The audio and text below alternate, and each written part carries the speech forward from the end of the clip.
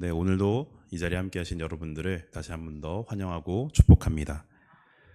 오늘 말씀은 지혜의 말씀을 듣지 않고 음녀의 유혹에 넘어가 위험함을 감지하지 못하고 또 어리석은 일을 행함으로써 비참한 파멸을 맞이하는 젊은이의 모습을 통해서 궁극적으로 우리가 왜 하나님의 말씀을 따라 살아가야 하는지를 전해주고 있습니다. 이 세상에 살면서 하나님의 말씀을 따라 사는 것은 어려울 뿐만이 아니라 정말 이상하게도 다른 사람의 눈치를 보아야 하거나 이상한 사람이 정말 되어야 합니다. 왜냐하면 그리스도인은 단지 신앙을 가지고 거룩하게 구별된 삶을 살아가려 하지만 세상 사람들이 그런 그리스도인들을 보았을 때는 그저 종교에 미쳐있는 바보 같은 사람이기 때문입니다. 그뿐만이 아닙니다. 세상이 무섭고 사단이 정말 간교한 것은 다른 종교의 어떤 행위들은 대부분 크게 문제 삼지 않지만 유독 기독교의 종교 행위를 비난하고 그리고 그리스도인들의 삶이 잘못된 것이고 또는 사회에 적응하지 못하는 사람인 것처럼 포장하여서 믿는 자나 그리고 믿지 않는 자나 그들의 신앙생활을 하는 데 있어서 흔들리게 한다는 것입니다. 또 말씀대로 살 수 없도록 수많은 유혹을 합니다. 무슨 유혹이 있습니까? 정말 말로 하자면 끝이 없습니다. 왜냐하면 성경과 반대되는 것은 그리스도인에게 있어서 모든 것이 유혹이기 때문입니다. 오늘 말씀에서 젊은이를 성적으로 유혹하는 음녀의 모습이 나옵니다. 이를 통해서 음행과 음란에서 떠나 영적인 부정함에 빠지지 말라는 말씀을 오늘 전하고 있는 것이지만 더 나아가서 각자가 가지고 있는 넘어질 수밖에 없는 유혹에 빠지지 않고 우리의 영과 육을 지키라는 말씀으로 받아들여야 합니다. 그렇다면 우리가 이 세상 속에서 어떻게 우리를 지키며 살아갈 수가 있을까요? 첫 번째는 1절 말씀에 나와 있습니다.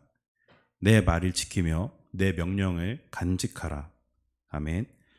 하나님의 말씀을 지키고 간직하는 것입니다. 우리에게 소중한 것이 있으면 어떻게 합니까? 엄청나게 아껴주고 그리고 그 소중한 물건을 남의 손에 맡기기도 싫고 그리고 온갖 신경이 그 소중한 것에 집중되어 있습니다. 저는 2년 전에 생각보다 비싼 금액을 주고 핸드폰을 구매했습니다. 얼마나 소중하던지 기스도 내기 싫어서 정말 비싼 케이스도 껴줬고요. 그리고 화면에 필름도 계속해서 바꿔주고 손때가 묻는다고 물티슈로도 닦아주고 또 물티슈로 닦으면 어떻습니까? 또 물자국이 많이 남게 돼서 또 그거를 또 안경 닦기로 열심히 닦아주었습니다. 그런데 제가 지금도 그 핸드폰을 그렇게 관리를 하고 있을까요? 아닙니다. 지금은 집에 돌아오면 충전하려고 핸드폰을 막 침대에 던지기도 하고 손때가 묻던지 말던지 그냥 신경도 쓰지 않고 기스도 많이 나고 이제는 얼마 하지도 않는 그 필름을 붙이지도 않고 쓰고 있습니다. 제가 이 말씀을 왜 드리냐면요. 이것이 의미하는 것은 이 핸드폰이 그렇게 관리할 만큼 소중한 물건이 더 이상은 아니라는 것입니다. 말씀도 사실 이와 마찬가지입니다. 우리가 말씀을 듣거나 볼 때 정말 은혜가 되고 그 말씀으로 이 세상을 넉넉히 이겨낼 것 같은 은혜를 경험하면서 너무나도 귀한 말씀이라고 생각합니다. 그런데 이 말씀이 얼마나 귀한지 나만 듣기 아깝고 다른 사람들에게도 들어보라 하고 읽어보라 하고 너무나도 이 말씀을 소중하게 간직합니다. 그런데 시간이 지나면 어떤가요? 이전에는 그 말씀이 몇 장 몇 절인지까지 다 기억하고 정말 은혜가 되었던 말씀인데 여전히 그대로 귀한 말씀으로 남아있던가요? 순간순간 은혜를 받지만 이것이 지속적이지 못하고 시간이 지나면서 말씀의 소중함을 잃어버린다는 것입니다. 마치 한때는 소중했지만 저에게 핸드폰 같이 소중했지만 실증난 물건이 된 것처럼 말이죠. 1절의 말씀은 이렇게 말씀을 잃어버리거나 빼앗기지 않도록 각별히 주의를 기울여야 한다는 것을 요구하고 있는 것입니다. 한 걸음 더 나아가서 잃거나 빼앗기지 말고 더욱 이것은 말씀을 쌓아 놓으라는 의미입니다. 많은 사람들이 세상에서 넉넉하게 만족하며 살아가기 위해서 은행에 돈을 저축하고 쌓아두는 것처럼 그리스도인은 세상을 넉넉하게 이겨내기 위해서는 말씀을 저축하듯 쌓아놓고 간직해야 한다는 것입니다. 왜 그렇습니까? 하나님의 말씀은 세상을 살아가는 우리에게는 너무나도 소중한 가르침이고요. 그리고 죄악되고 어두운 세상 가운데 영적 전쟁을 치르는 데 있어서 방패와 병기 같은 것이기 때문입니다. 전쟁을 하는데 무기와 방패가 없이 전쟁을 치를 수가 있겠습니까? 2022년부터 지금까지 이어져 오고 있는 우크라이나와 러시아의 전쟁을 보면서 많은 사람들이 정말 우크라이나의 패배를 예측하고 그리고 얼마 버티지 못할 것이라고 많이들 예상했었습니다. 그런데 아직까지 이렇게 맞서 싸울 수 있는 이유 중 하나가 무엇일까요? 바로 주변 강대국들이 전쟁을 치를 수 있는 무기와 자원을 제공해주고 있기 때문입니다. 누군가가 도와주고 있다는 의미입니다. 마찬가지입니다. 우리는 너무나도 나약한 존재가 맞습니다. 우리 힘으로는 사단과의 싸움에서 절대 승리할 수가 없습니다. 그러나 우리가 너무나도 작고 작은 존재지만 세상 모든 것과 사단의 세력이 합하여 공격해와도 능히 이겨내시는 하나님이 계시기 때문에 우리가 그분의 말씀을 간직하고 쌓아둔다면 몇 번을 공격해와도 무너지지 않고 승리를 취할 수가 있습니다.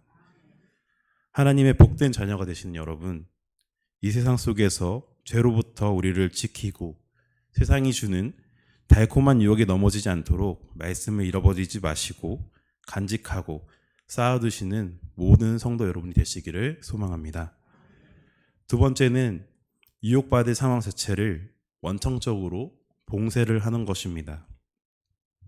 6절, 7절을 보면 솔로몬은 집의 창문을 통해서 길을 내려다 보던 중 한 어리석은 젊은이를 발견하게 되었습니다. 이어서 8절에서는 그가 거리를 지나 음녀의 골목 모퉁이로 가까이하여 길을 걷는 것을 보았다고 말하고 있습니다. 여기서 거리는요, 여러 사람들로 붐비는 대로를 가리킵니다. 그런데 이 어리석은 젊은이가 이 거리를 지나쳐 골목 모퉁이로 들어왔다는 이 사실과 그리고 그곳이 음녀의 집과 가까운 곳이라는 이 사실은 그가 어둠의 유혹에 얼마나 가까이 와 있는지를 말해줍니다. 그냥 이 정황상으로만 보았을 때는 단지 젊은이가 정욕 때문에 음녀의 집을 찾아온 것인지 혹은 그냥 지나가다 보니 그 집의 근처를 지나가게 되었는지는 저희가 정확하게는 알 수가 없습니다. 그러나 확실한 것은 이유가 어떻게 됐던 간에 그 스스로가 뿌리칠 수 없는 유혹에 자신을 가까이 두었다는 사실인 것만은 정말 분명합니다. 9절을 보면 저물 때, 황혼 때, 깊은 밤, 흑암 중에라 라는 말씀을 보아 그 시점이 어느 때인지는 우리가 알 수가 있습니다. 무척이나 어두웠을 시간이라는 것입니다. 거리에는 아이들이 없으며 대부분의 사람들은 일을 다 마치고 집에서 내일을 위해서 준비하고 있을 시간입니다. 9절에서 이 시점을 정확하게 표현해주는 이유는 그 시간대에 음녀의 집 근처를 서성이는 청년의 그 어리석음을 드러낸과 동시에 자신이 뿌리칠 수 없는 강력한 유혹의 장소를 가까이 두었다는 충분한 증거였음을 보여주기 위함입니다. 그렇기 때문에 솔로몬은 이 어리석은 젊은이의 모습을 보면서 유혹받을 환경과 사람에게서 자기를 스스로 철저히 구별하고 그리고 그들과 함께 같은 자리에 서거나 앉는 일조차 철저하게 거절할 수 있는 성도가 되어야 할 것임을 오늘날 우리들에게 알려주고 있는 것입니다. 성도 여러분, 우리가 알게 모르게 정말 유혹에 빠질 수밖에 없는 그런 장소와 환경들이 이 세상 가운데 너무나도 많습니다. 하지만 이것을 그래도 구별할 수 있어야 합니다.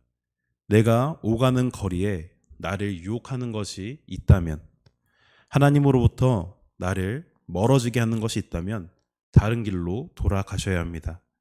뿐만 아니라 내가 만나는 사람, 그리고 환경, 나를 유혹하는 모든 것으로부터 거룩하게 구별할 수 있도록 스스로 힘써야 합니다.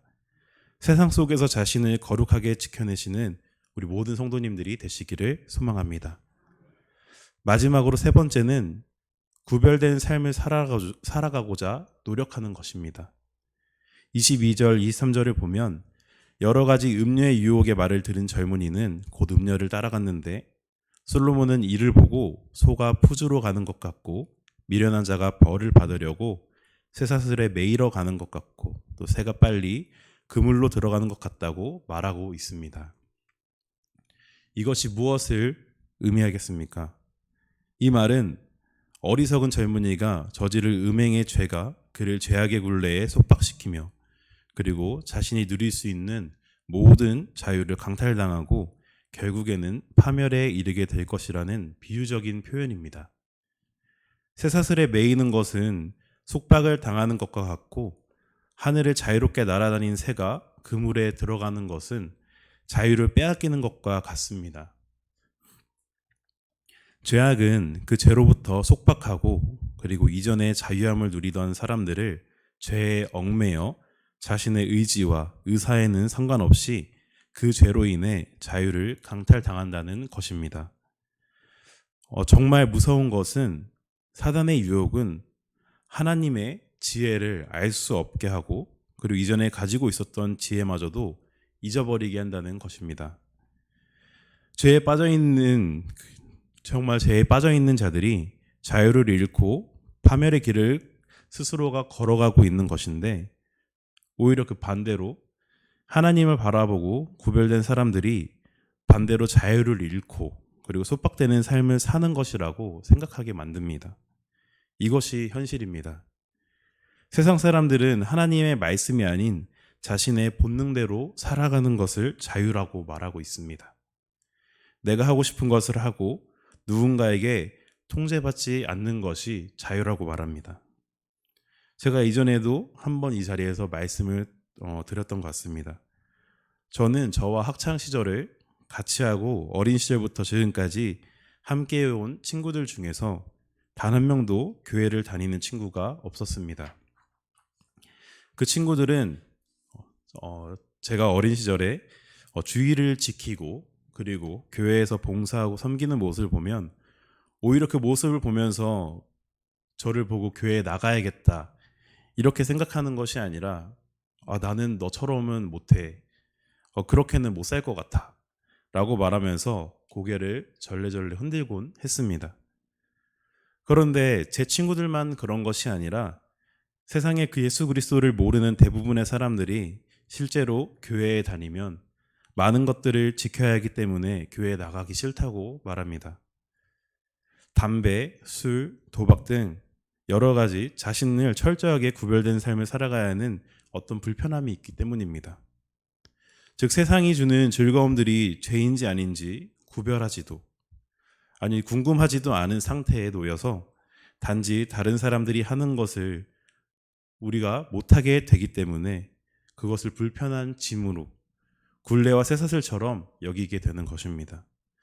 그러나 하나님의 말씀을 지키는 것이 인생을 속박하는 것이 아니라 진정한 자유를 누리게 하는 것임을 알아야 합니다. 이것이 바로 진리의 말씀입니다.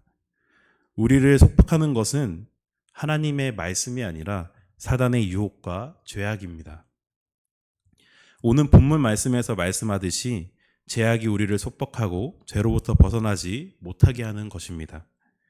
내가 그 죄에 빠지기 전에 아직 그 죄를 경험하지 못하고 깨끗한 상태일 때는 내 의지대로 내 자유한 선택으로 그 죄를 지을지 말지 혹시나 결정했을지도 모르겠지만 한번 그 죄를 저지르고 나면 그 이후부터는 아닙니다.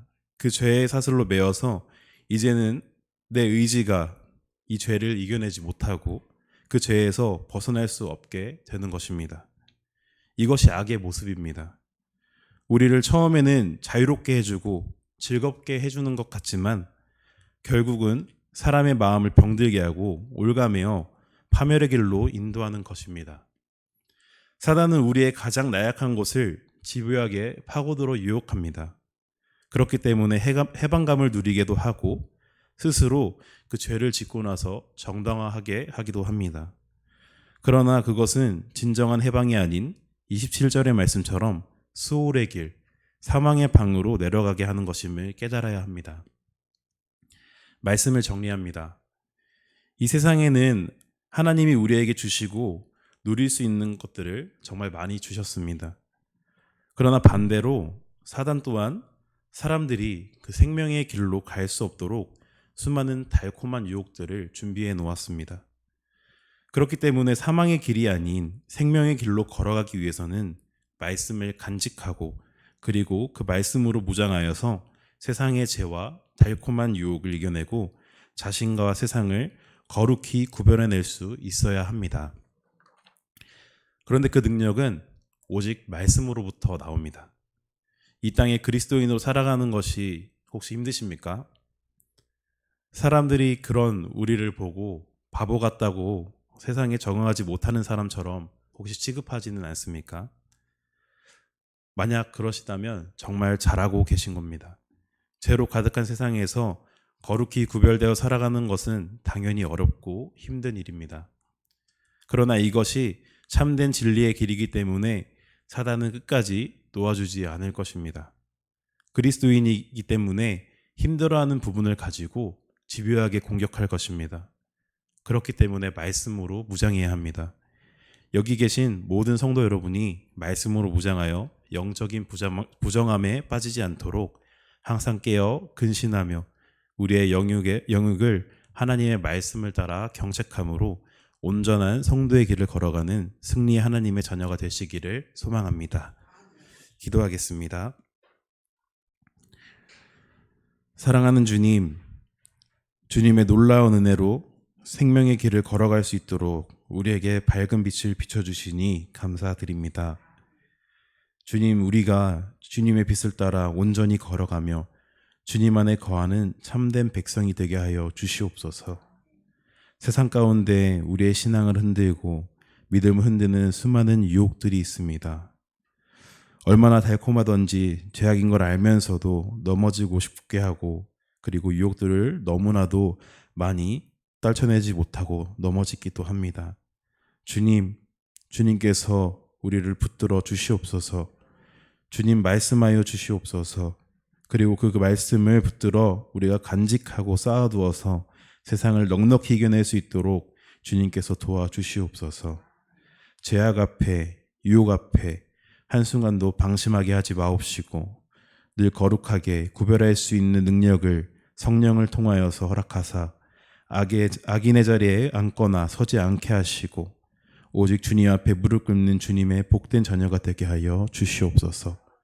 늘 우리와 함께 하시며 우리에게 늘 말씀하시는 예수 그리스도의 이름으로 기도드렸습니다. 아멘.